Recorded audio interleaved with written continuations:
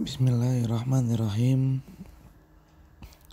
Assalamualaikum warahmatullahi wabarakatuh. Alhamdulillah hamdan katsiran thayyiban mubarakan fi kama yuhibbu rabbuna wa yardah. Wassalatu wassalamu ala man la nabiyya ba'dah. Amma ba'd. Alhamdulillah, kita bersyukur kepada Allah Subhanahu wa ta'ala yang senantiasa dan selalu memberikan kepada kita berbagai macam kenikmatan hingga pada hari yang kita berharap semoga Allah selalu memberikan kepada kita semangat, keberkahan, istiqomah dan hidayahnya untuk selalu menjalankan ketaatan.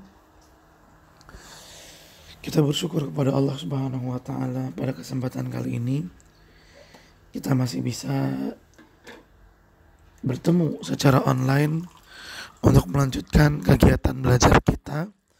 Mudah-mudahan kita selalu bersemangat,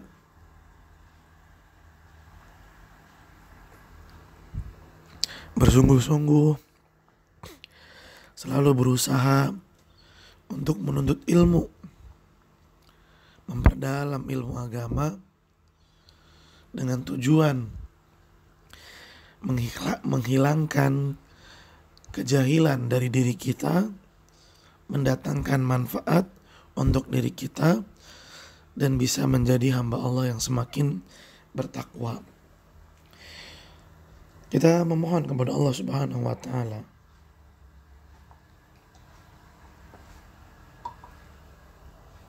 semoga Allah Subhanahu wa ta'ala memberikan kepada kita keistiqomahan, kemudahan, kelancaran, kesempatan, dan juga rasa senang untuk selalu belajar, selalu menimba ilmu, dan memberikan kepada kita di setiap pembelajaran kita kemudahan untuk memahami pelajaran-pelajaran yang dibahas, dan memberikan kepada kita tambahan ilmu yang barokah, ilmu yang bermanfaat, ilmu yang menjadikan kita semakin dekat kepada Allah Subhanahu wa ta'ala, semakin saleh, semakin bertakwa kepada Allah Subhanahu wa ta'ala.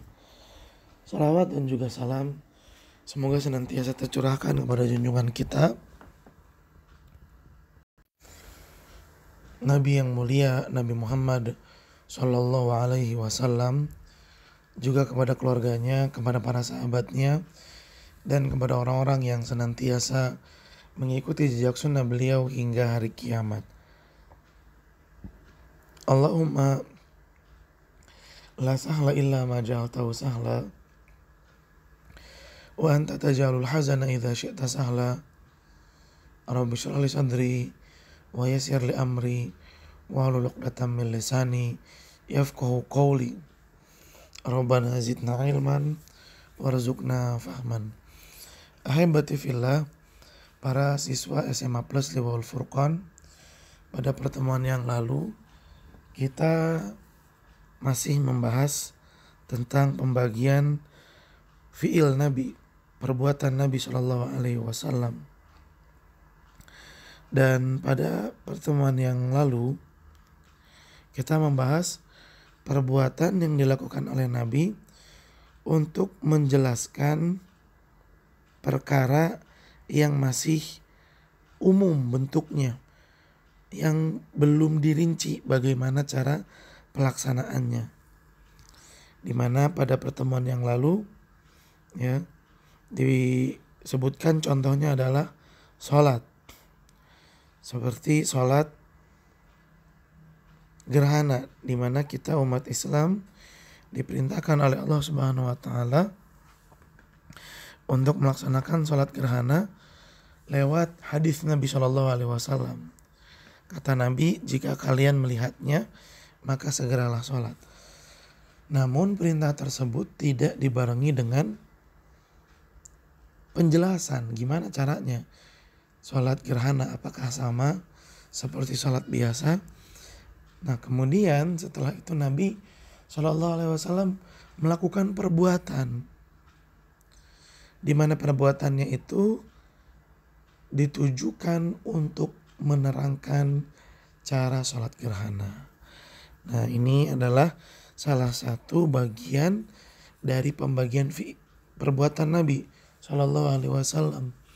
Yang salah satunya tadi adalah perbuatan yang dilakukan oleh Nabi untuk menjelaskan perintah yang masih umum. Taib. Hebati fillah, sebelum kita masuk ke pelajaran kita, kembali Ustadz mengingatkan seperti asatidzah yang lainnya bahwa sebentar lagi kita akan menghadapi PAS, penilaian akhir semester. Alhamdulillah, kita bersyukur kepada Allah sampai detik ini Allah masih memberikan kita semangat dan kemudahan untuk belajar sampai ujung semester awal di tahun ajaran ini.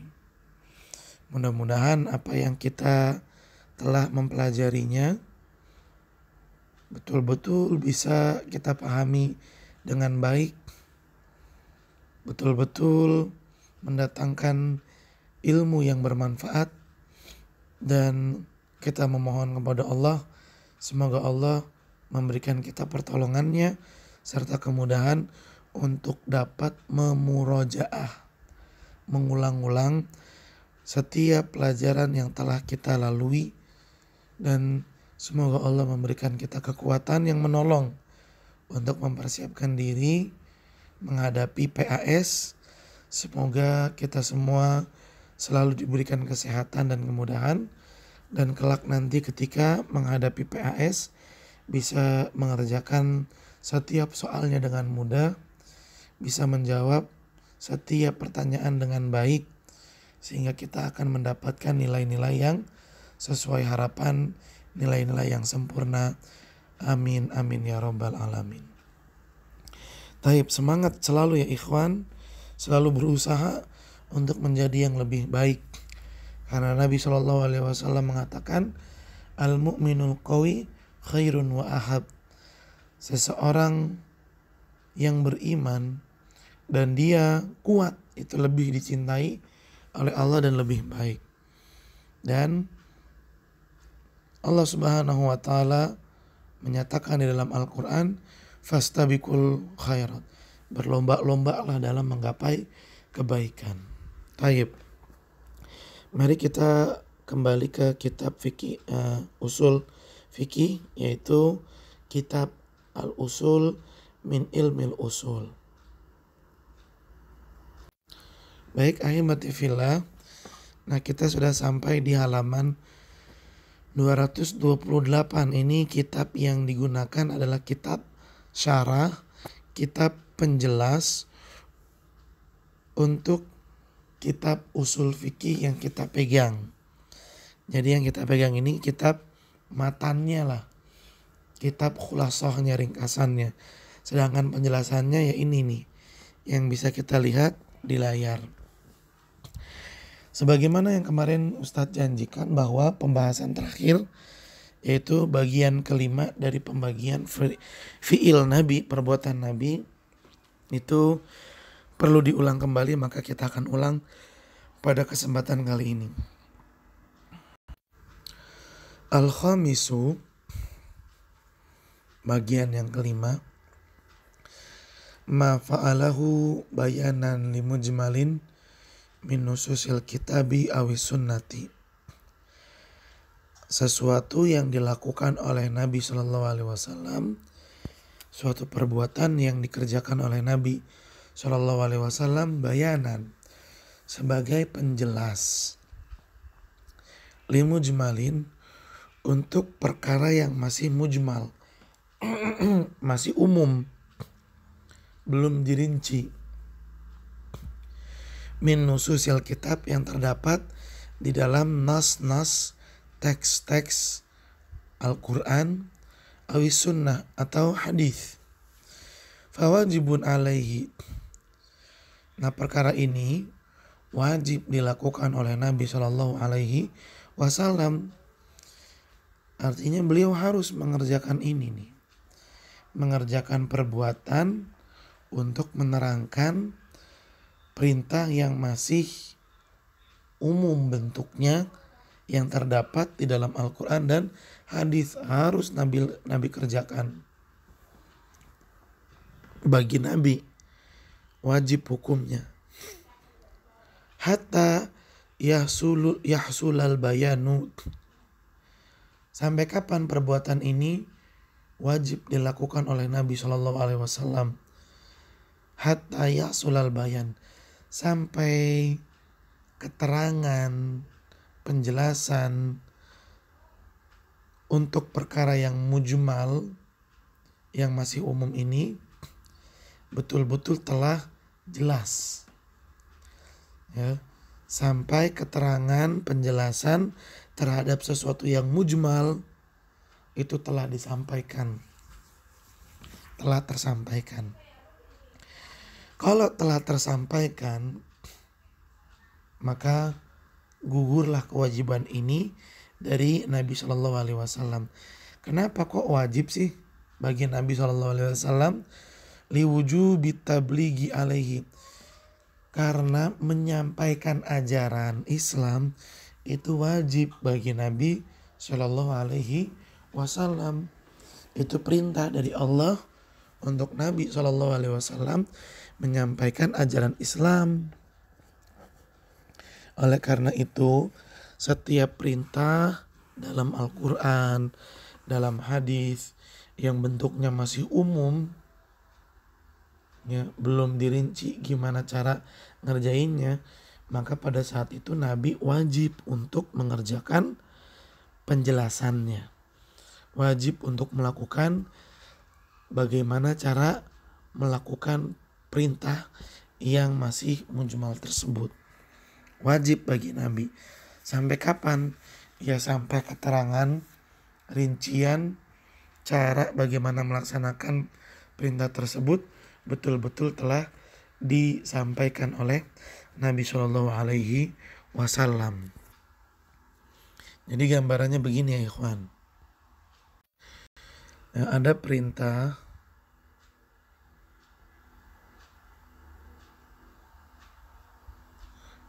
bentuknya masih umum. Contoh, sholat gerhana.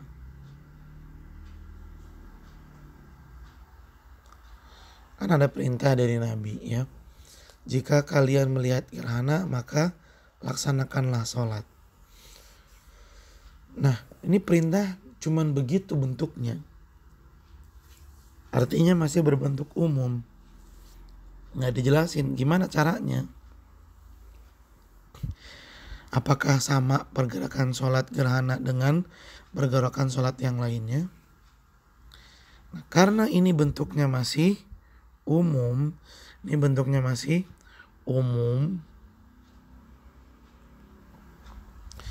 maka wajib bagi Nabi Shallallahu Alaihi Wasallam untuk menerangkannya.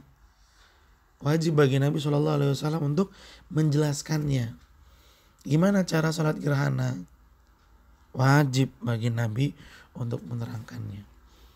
Sampai kapan kewajiban itu selesai?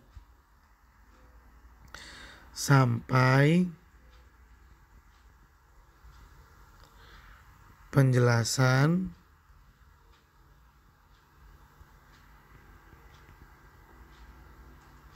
tersampaikan.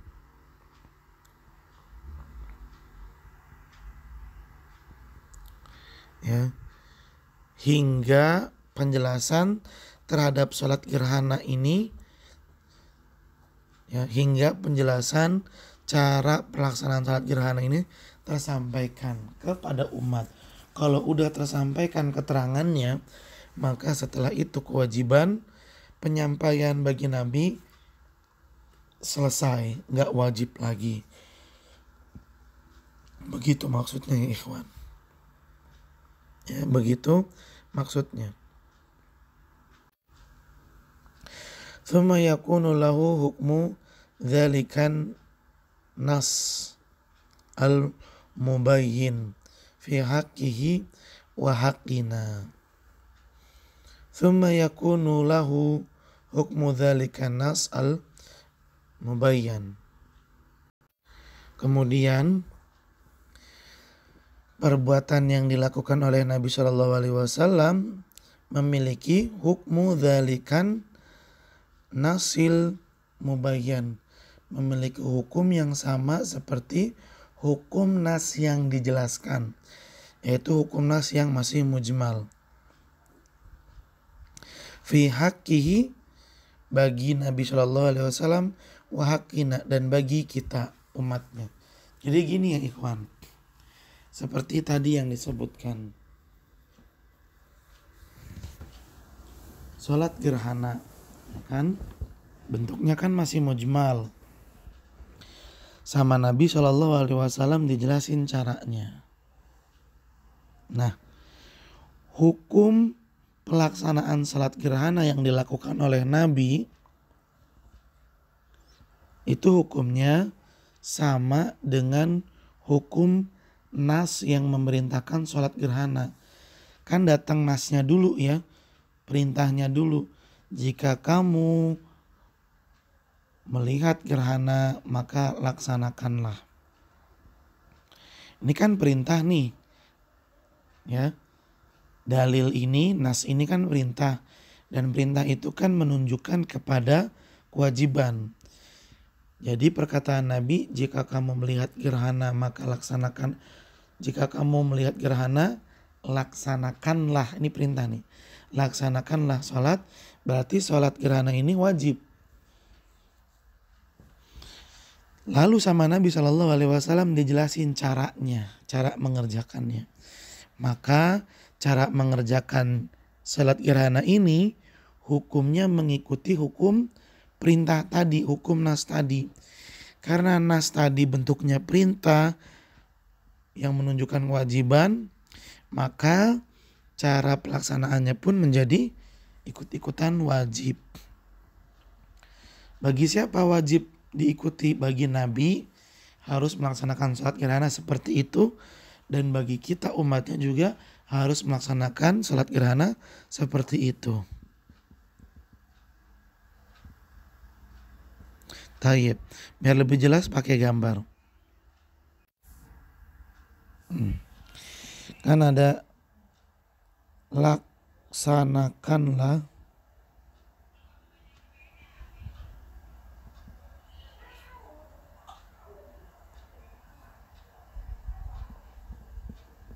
sholat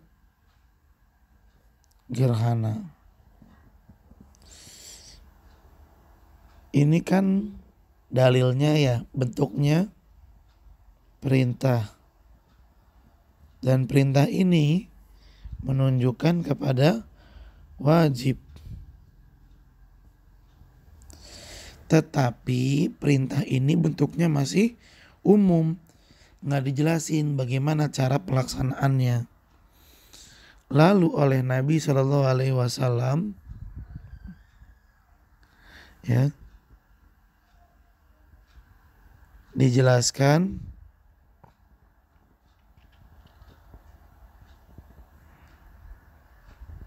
cara pelaksanaannya. Sama Nabi dijelasin cara pelaksanaannya. Ya. Nah, ahibati fillah, ini dalil umum namanya. Dalil yang mujmal. Nah, ini perbuatan Nabi nih yang bawah. Perbuatan Nabi yang menjelaskan cara melaksanakan perintah tadi. Dalil yang umum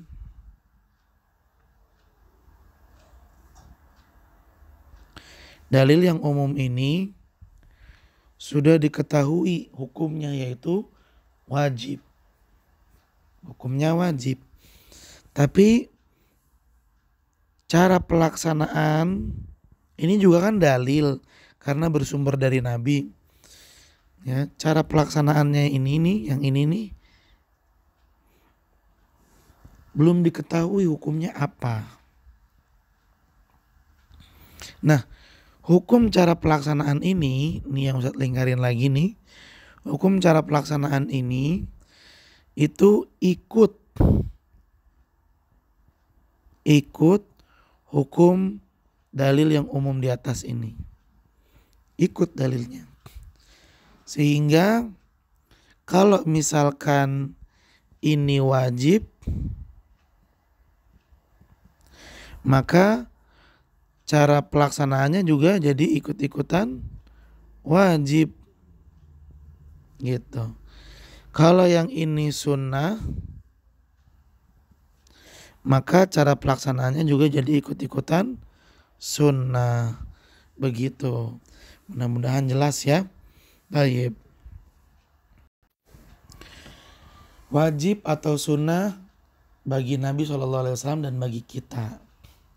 Ya, wajib bagi Nabi untuk melaksanakan sholat jenazah, sholat gerhana seperti yang disebutkan, yaitu setiap rakaat rukunya 2 kali. Wajib bagi Nabi seperti itu. Dan bagi kita pun sebagai umatnya wajib untuk melaksanakan sholat gerhana seperti itu pula. Tayyib, kita lanjutkan. Fa in kana wajiban kana dzalikal fi'lu wajiban.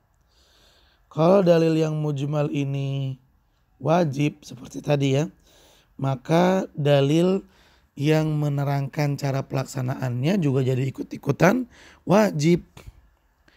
Wa in kana manduban, dan jika dalil yang mujmal, dalil perintah yang masih mujmal itu mandub, berbentuk berhukum sunnah, kana dzalikal fi'lu, maka dalil yang menerangkan caranya lewat perbuatan Nabi mandub juga, sunnah juga.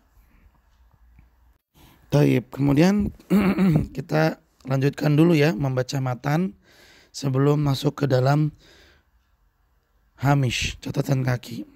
Kita lihat nih di halaman 229-nya. Misalul wajibi, contoh untuk yang wajib, yang hukumnya wajib.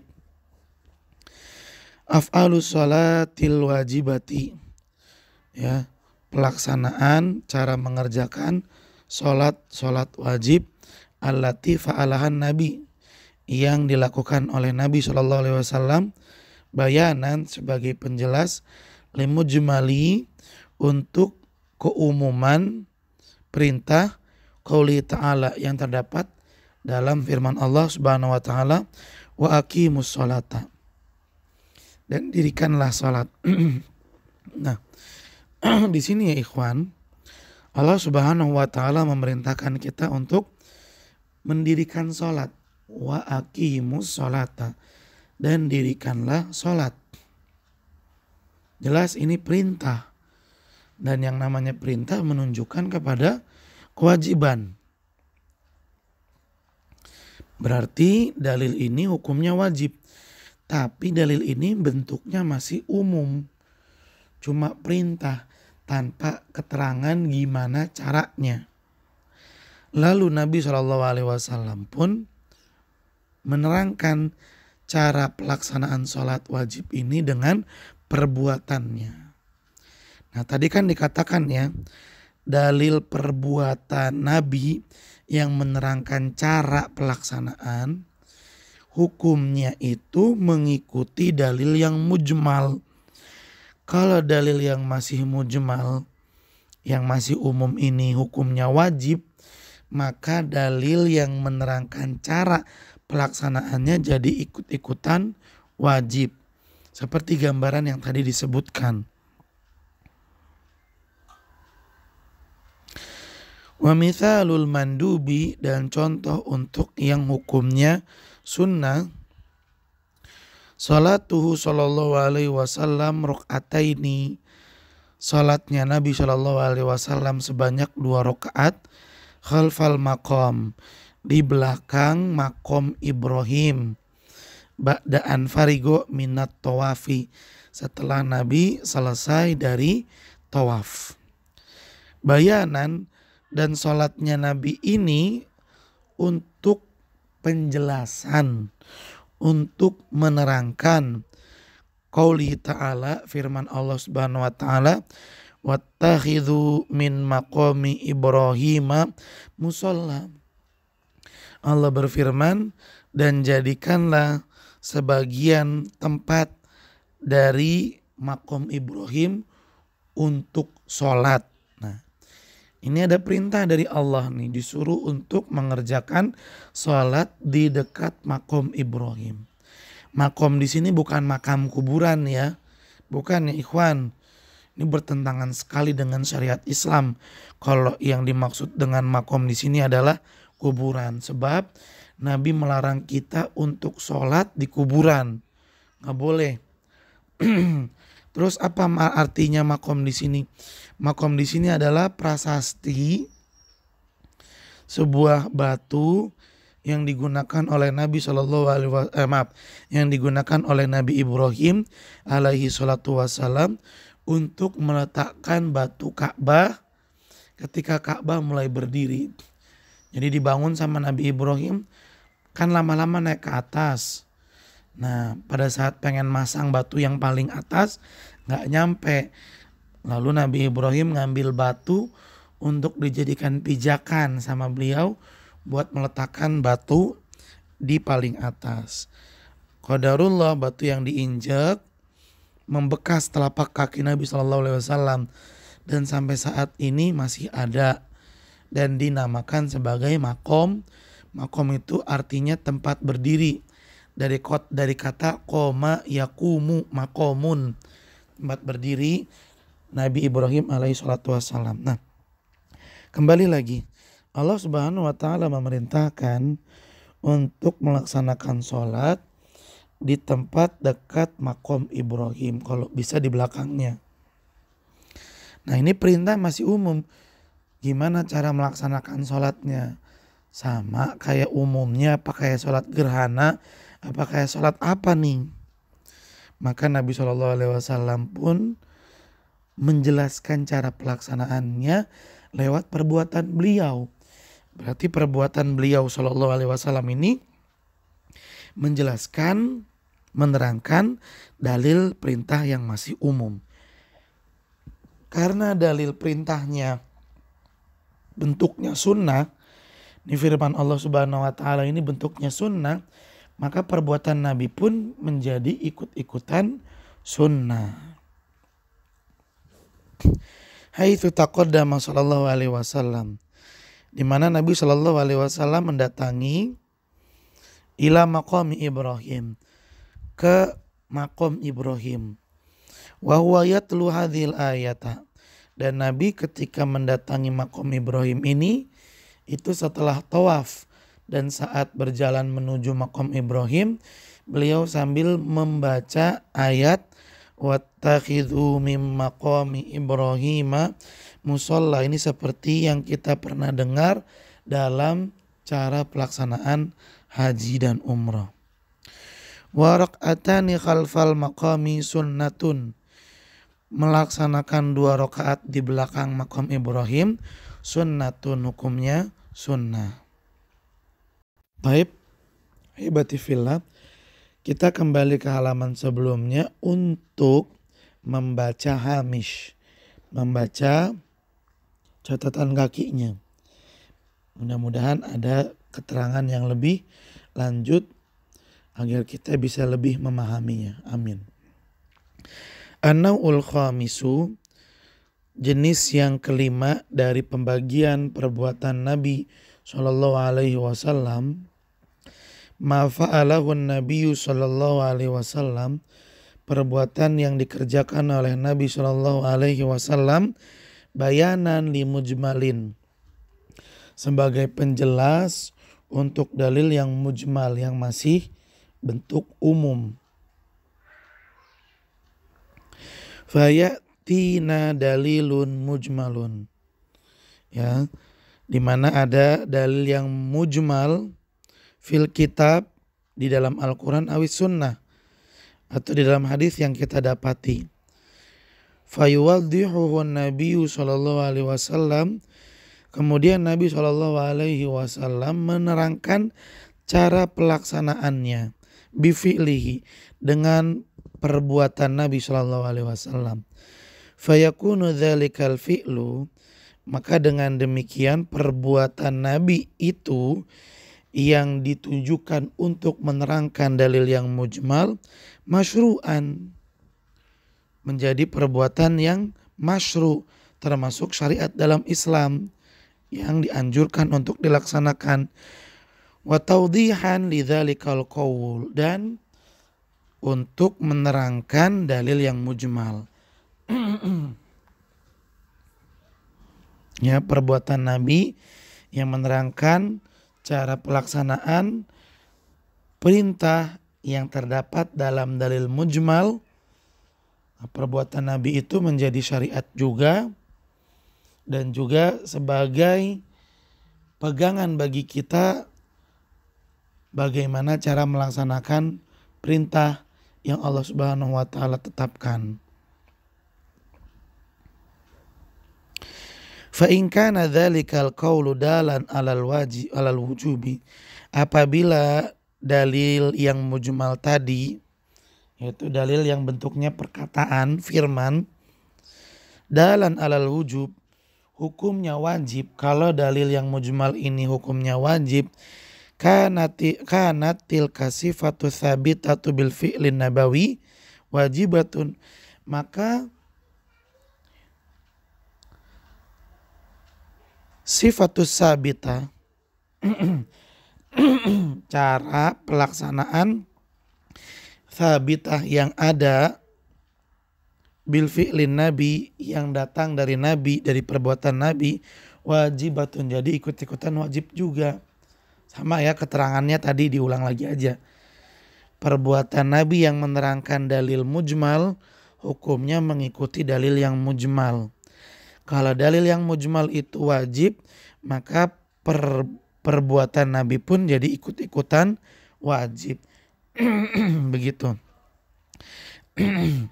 Mithalu dzalika salatul kusufi. Contoh untuk hal itu adalah salat gerhana. Amara bihan Nabi sallallahu alaihi wasallam. Nabi memerintahkan untuk melaksanakan salat gerhana. Fi qaulihi, dengan sabdanya, fa idza raaitum dzalika fafza'u ila salati. Jika kalian melihat gerhana, maka segeralah untuk melaksanakan salat gerhana. Wa hadzal amru lil wujub, dan sabda Nabi sallallahu alaihi wasallam ini bentuknya amar, bentuknya perintah. Lil wujubi, maka karena bentuknya perintah dipahami hukumnya wajib. Fahuwa fardu kifayatin, yang lebih jelasnya lagi kewajibannya itu adalah fardu kifayah. Inda jamahir ahlil ilmi, menurut jumhur ulama. Tsumma bayyana Nabi sallallahu alaihi wasallam, kemudian Nabi SAW menerangkan hadhihi salat, cara melaksanakan salat gerhana ini, bifi'lihi, dengan perbuatannya beliau sendiri. Wasallaha, Nabi pun mengerjakan salat gerhana ini biruku aini, dengan 2 kali ruku, fi kulli rokaatin, di setiap rokaatnya. Fanaqulu, maka ya kita katakan hadzal fi'lun nabawi, perbuatan Nabi sallallahu alaihi wasallam ini ya dulu alal wujubi, hukumnya wajib. Fayajibu fi'lu sholati, maka wajib melaksanakan salat gerhana biruku aini, dengan 2 kali ruku setiap rakaat. Li'annal fi'lan nabawi, karena perbuatan Nabi ini waqa'a terjadi bayanan sebagai penjelas lil haditsil qauli untuk hadis mujmal yang bentuknya perkataan. Kan Nabi bilang tadi ya, jika kamu melihat gerhana maka laksanakanlah sholat. Nabi nggak nerangin gimana caranya pelaksanaan sholat gerhana pada saat Nabi mengatakan hadis itu. Kemudian Nabi menerangkannya lewat perbuatan. Nah, perbuatan Nabi ini hukumnya mengikuti hadis perkataan Nabi tadi yang menerangkan kewajiban sholat gerhana. Karena kewajiban sholat gerhana hukumnya wajib, perbuatan Nabi juga hukumnya wajib, maka kita pun diwajibkan pula untuk melaksanakan sholat gerhana sesuai dengan perbuatannya Nabi Shallallahu Alaihi Wasallam. Kesimpulannya, mengerjakan sholat gerhana dengan 2 kali ruku di setiap rakaat itu hukumnya wajib.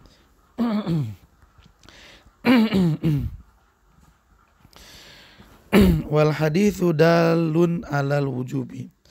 Hadis Nabi yang bentuknya perkataan yang memerintahkan untuk melaksanakan sholat gerhana itu hukumnya wajib.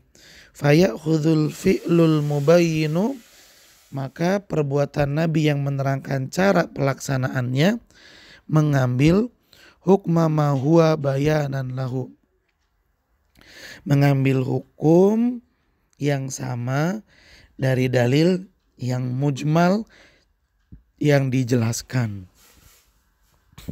Fayakunu wajiban, maka perbuatan Nabi yang menjelaskan hadis yang mujmal ini pun menjadi ikut-ikutan wajib juga.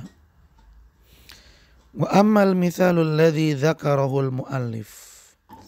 Adapun contoh yang berikutnya yang disebutkan oleh penulis fi sunnati tawaf, dalam sunnah tawaf ya. Contoh yang disebutkan oleh penulis untuk permisalan sunnah, yaitu sunnah tawaf. Fa innal istidlal alladhi indahu, sesungguhnya pendalilan yang diambil oleh penulis ya dulu alal wujub, itu menunjukkan hukum wajib, bukan menunjukkan hukum sunnah. Tadi loh, contoh yang disebutkan oleh penulis tentang sholat di belakang makom Ibrahim itu kan contoh yang ditunjukkan untuk sunnah. Ya, kata penulis ini contoh sunnahnya. Padahal dalam keterangan di hamish catatan kaki ini itu bukan sunnah, itu malah wajib. Kok bisa jadi wajib? Lianna qaulahu, karena firman Allah Subhanahu wa taala, wattakhidhu, yaitu wattakhidhu dan jadikanlah, fi'lu amrin, bentuknya fi'il amr. Wal amru al aslu fihi, dan fi'il amr hukum asalnya an yakuna lil wujub, menunjukkan kepada perkara yang wajib. Ini dasar sekali nih. Setiap ada fi'il amr berarti itu menunjukkan wajib. Setiap ada fi'il amr berarti itu menunjukkan sesuatu yang wajib.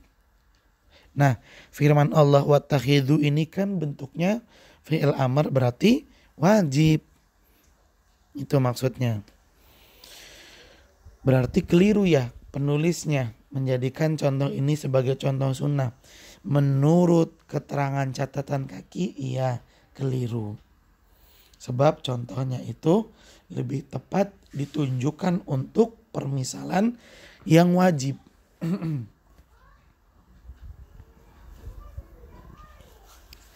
Taib, kita lanjutkan dulu ya.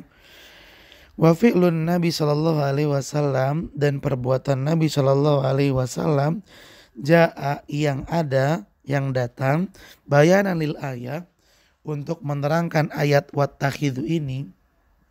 Ya, perbuatan Nabi yang menerangkan cara melaksanakan perintah Allah wattakhidhu min maqami Ibrahim musalla.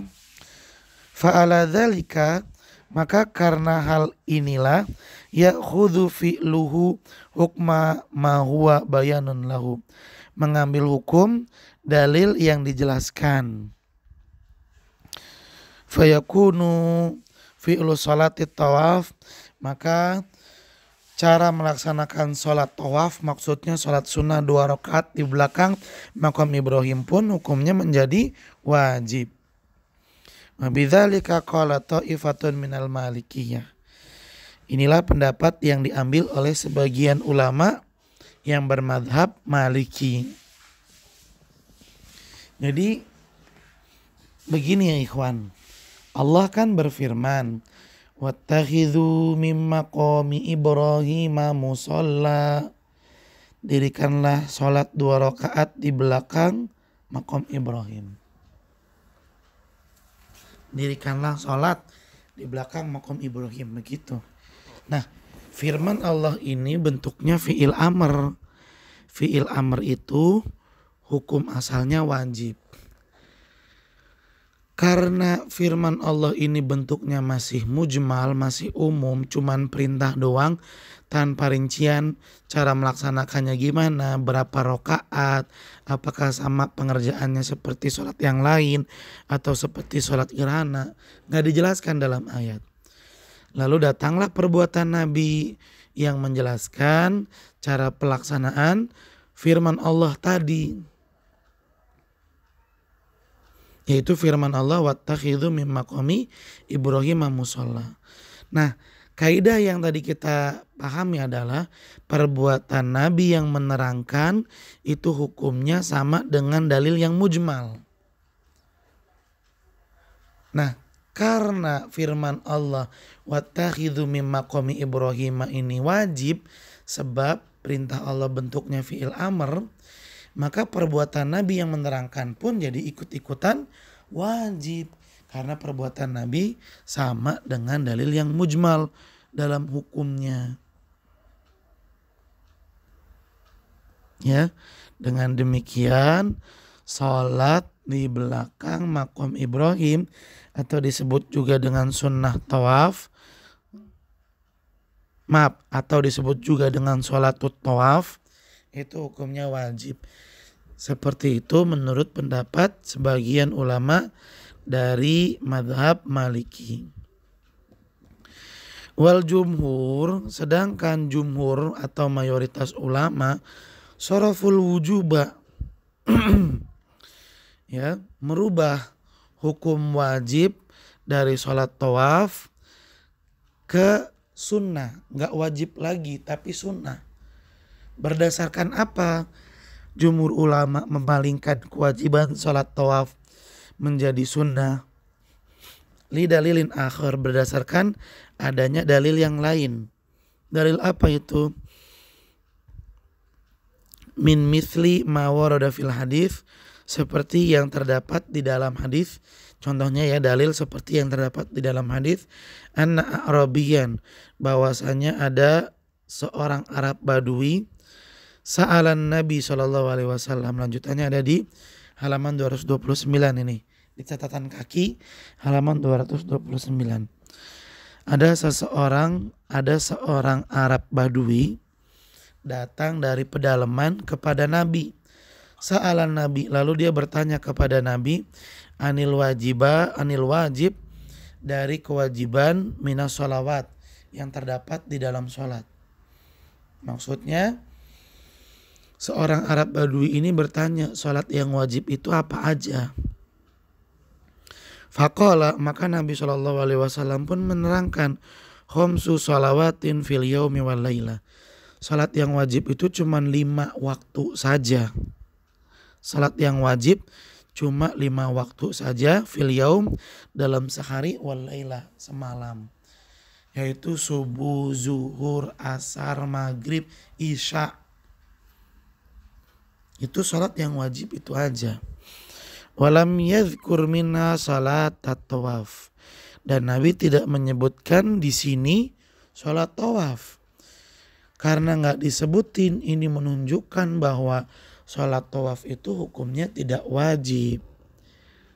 Begitu pendalilan yang dimiliki oleh jumhur ulama.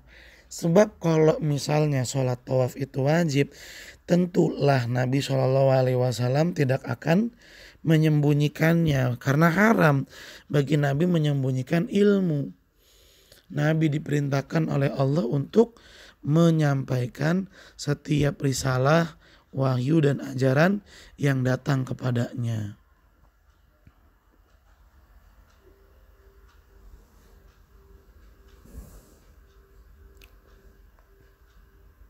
Baik, kita lanjutkan. Wa hunaka adilatun ukhra, dan masih ada dalil-dalil lain yastadillu bihal jumhuru, yang jumhur ulama gunakan sebagai dalil ala sarfil amri fil ayah, untuk merubah, memalingkan perintah yang terdapat di dalam ayat wattakhidhu mim maqami Ibrahim musalla minal wujub, memalingkan perintah yang ada di dalam ayat dari berhukum wajib ilal istihbab, berubah menjadi sunnah.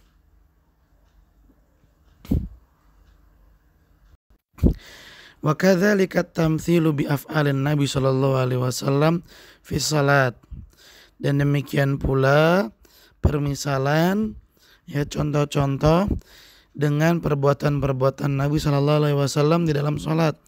Haitsu dzakarul muallif rahimahullah, di mana penulis menyebutkan annaha, bahwa salat tersebut alal wujub, hukumnya wajib, li'annaha, karena salat tersebut waqa'at, dilakukan oleh Nabi, bayanan, sebagai penjelas, lil amri, untuk perintah, al warid, yang terdapat fi qouli ta'ala, di dalam firman Allah Subhanahu wa taala, wa aqimus shalah, dan dirikanlah salat.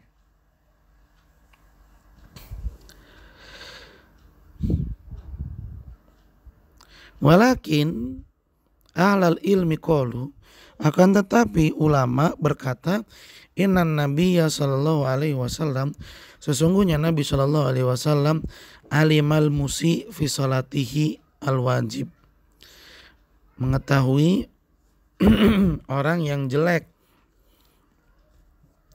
pelaksanaan salatnya ketika melaksanakan salat wajib, min a'malis salat, dari pergerakan-pergerakan salat. Fala yasih an yuakhir bayan wajibin fiha, maka enggak boleh menunda, ya, menerangkan cara pelaksanaan salat yang benar dalam perkara ini. Li'annahu la yajuz, karena tidak boleh takhirul bayan an waqtil hajah, menunda-nunda, ya, keterangan, menunda-nunda memberitahu an waqtil hajah, ketika dibutuhkan. Wa min thamma, oleh karena itu, hamalu ala nadab jami'al af'alin nabawiyah fi salat. Para ulama, jumhur ulama, menjadikan semua perbuatan Nabi yang berkaitan dengan salat, allati lam tarid fil haditsil musi, yang tidak termasuk dalam hadis al musi, orang yang jelek, fi salatihi, dalam pergerakan salatnya, walam yarid dalilu bi wujubihi, dan tidak ada dalil yang menunjukkan kewajibannya menjadi sunnah. Jadi begini ya ikhwan, tadi kan penulis menyatakan bahwa contoh yang wajib adalah perbuatan Nabi dalam menerangkan firman Allah, wa aqimus shalah. Kata penulis di sini, wa aqimus shalah itu hukumnya wajib. Oleh karena itu, semua perbuatan Nabi yang berkaitan dengan penjelasan untuk keterangan wa aqimus shalah ini juga jadi ikut-ikutan wajib. Tapi diterangkan dalam catatan kaki bahwa tidak demikian, ya, tidak demikian. Kata ulama yang lain mengatakan bahwa Nabi melakukan pergerakan sholat, memberikan contoh cara mengerjakan sholat karena Nabi tahu, ya, di antara umatnya itu ada yang melaksanakan sholat wajibnya dengan tidak benar, salah, keliru. Dan Nabi SAW tidak bisa menunda-nunda, mengentar-entar penjelasan gimana cara pelaksanaan sholat yang benar. Ya, la yajuzu takhirul bayan an waqtil hajah. Gak boleh menunda memberikan jawaban, memberikan keterangan, memberikan penjelasan. Gak boleh menunda keterangan, penjelasan an waqtil hajah. Ketika dibutuhkan itu gak boleh. Dan sholat itu kan darurat, penting. Mengetahui cara yang benar pelaksanaannya itu harus, karena dibutuhkan. Karenanya nggak boleh sama Nabi ditunda-tunda, sehingga sama Nabi dikerjain, dilaksanakan. Untuk menjelaskan kepada para sahabatnya supaya mereka bisa mengerjakan sholat dengan baik. Nah, karena inilah ya ulama yang lain menyatakan bahwa perbuatan-perbuatan Nabi yang ditunjukkan untuk menjelaskan kepada para sahabat tentang cara sholat itu gimana, itu hukumnya sunnah. Ya, bukan wajib. Sunnah selama tidak ada dalil yang menyatakan bahwa itu sholat yang wajib. Ya. Salat yang hukumnya wajib itu sebagaimana yang diterangkan oleh hadis Nabi SAW ya ada 5. Ketika ada seseorang Arab Badui yang bertanya, salat wajib itu apa aja? Kata Nabi, 5 waktu yang kita kenal dengan subuh, zuhur, asar, maghrib, dan isya. Begitu ya ikhwan. Tayyib. Baik ahibati fillah, mungkin sampai di sini penjelasan kita untuk pelajaran usul fikih. Mudah-mudahan apa yang kita bahas tadi bisa dengan mudah kita pahami dan benar-benar mendatangkan ilmu yang bermanfaat serta ilmu yang barokah. Terus bersemangat ya ikhwan dan berusaha untuk memanfaatkan waktu yang ada dengan sebaik-baiknya untuk memurojaah. Kalau ada waktu luang jangan disia-siakan. Segera digunakan untuk persiapan menghadapi PAS karena manjada wajada. Semoga Allah memberikan kita kemudahan dan kelancaran.